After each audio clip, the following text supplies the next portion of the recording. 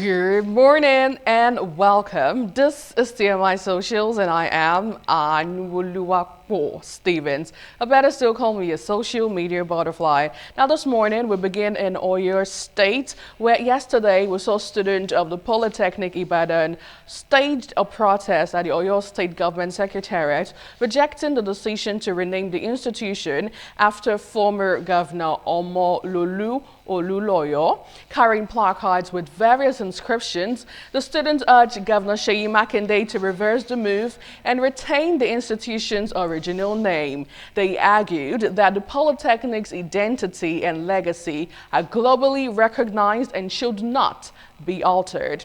Governor Seyi Makinde had announced the name change on June 26, 2025, during Olunloyo's funeral at the Obafemi Awolowo Stadium in Ibadan.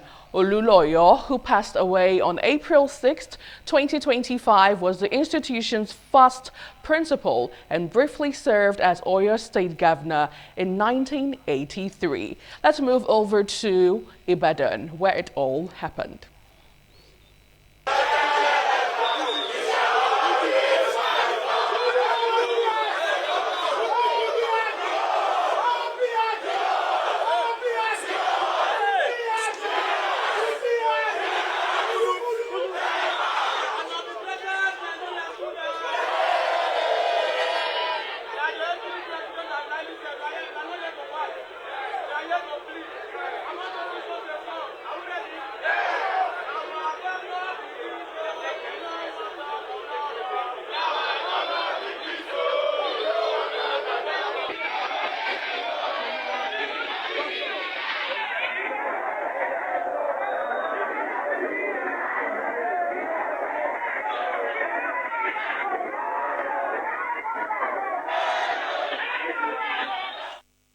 How did you take this online? Let's have a couple of tweets and reaction. We'll start off with this user on Instagram.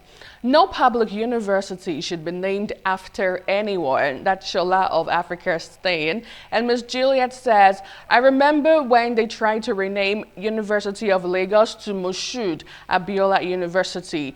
We know Griot, right? And that was during former President Goodluck Jonathan's time. Now, this user says, my question is, what's the reason for the change? Or will the change reduce the cost of tuition fees for the students?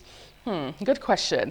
Now, finally, Johnson Adeleke says, this is highly laughable. The students are assumed to be educated, but it seems they are still illiterate. Aren't they aware that what the governor did is constitutionally right? This is so shameful. You don't have something meaningful to protest about? Make government close the school, make them go sit down for house now. Anyway, we'll keep you up to speed regarding this development. But away from that, we'll move over to St. Lucia, where yesterday the government of St. Lucia has conferred its highest honor, Ninth Commander of the Order of St. Lucia, on President Bola Tinubu. Now, this came at a state banquet held in his honor on Monday night. Tinubu is on a two-nation tour of St. Lucia and Brazil, which began last Sunday. On Monday, he formally announced the establishment of diplomatic relations between Nigeria and St. Lucia. Let's take a listen.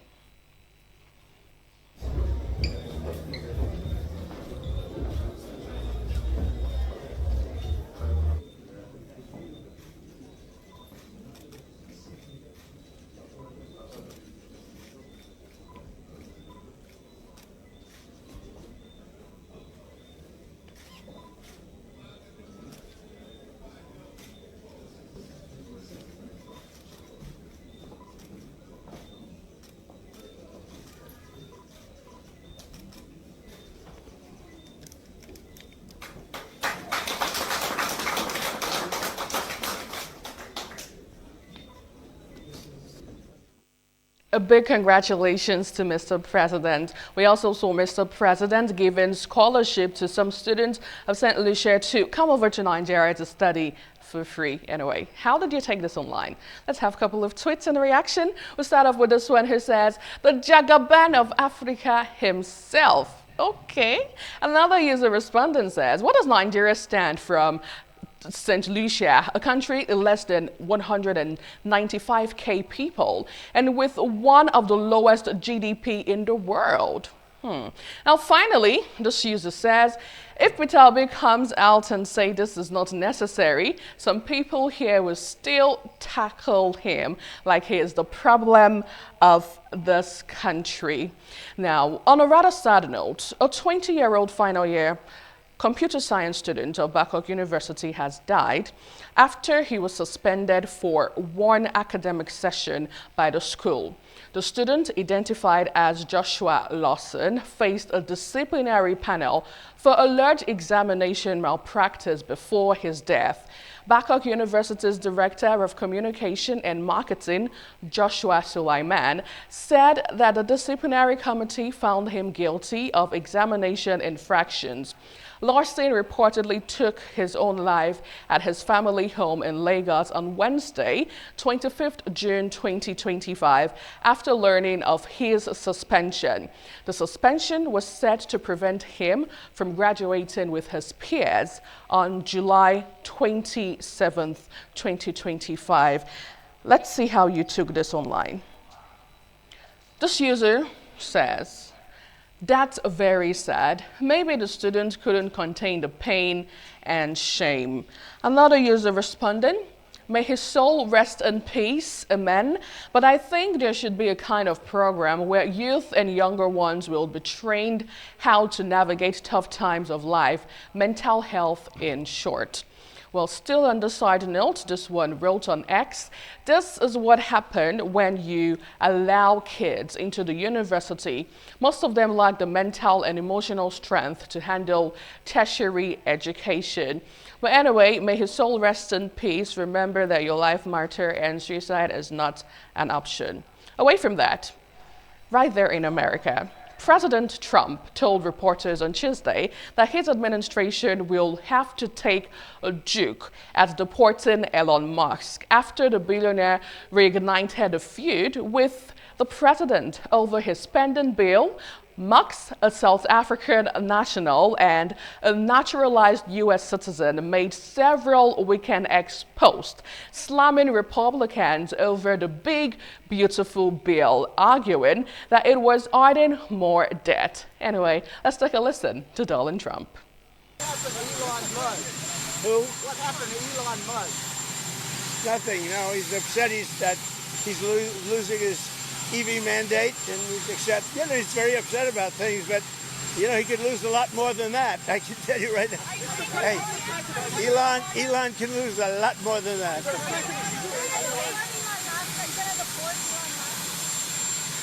I don't know. I think we'll have to take a look. We might have to put Doge on Elon.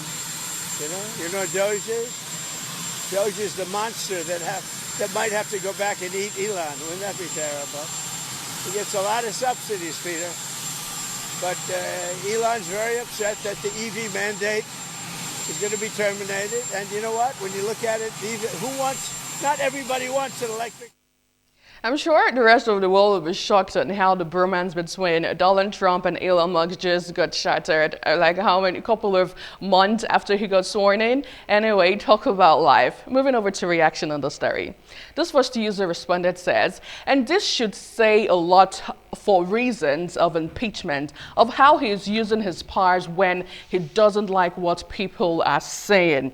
Another user says, let's see what we have. This one says, 2 months ago, wasn't he bragging about the Tesla he had in front of the White House? Good question. Now, finally, this one says, Elon and Trump's bromance split will go down in history. Absolutely, absolutely. Well, now finally, back here in Nigeria, in one of the boldest land scandals in recent history, People's Gazette exclusively reports that John Wike, Jordan Wike, the 25-year-old son of FCT Minister Nyesom Wike, was allocated at least 1,740 hectares of land in Abuja, valued at roughly $2.85 billion by his father's office. Many of the plots taken from original owners under questionable claims of non-compliance were transferred to Jordan through a shell company, Jordan Farms and Estate Limited. This mirrors a previous Gazette report which revealed that his younger brother, Joaquin Wike, received 2,082 hectares worth $3.6 billion. Now combined, the Wike brothers now control nearly 3,822 hectares of prime FCT land with a total estimated value of $6.45 billion. Well, this actually trended yesterday, and just for the Senior Special Assistant on Public Communications to the FCT Minister, Larry Olayinka, came out to debunk reports that the minister allocated the humongous hectares of land in Abuja's Maitama and Asokoro districts to his children. In fact, he said that the allegations are sponsored blackmail that has failed to gain traction.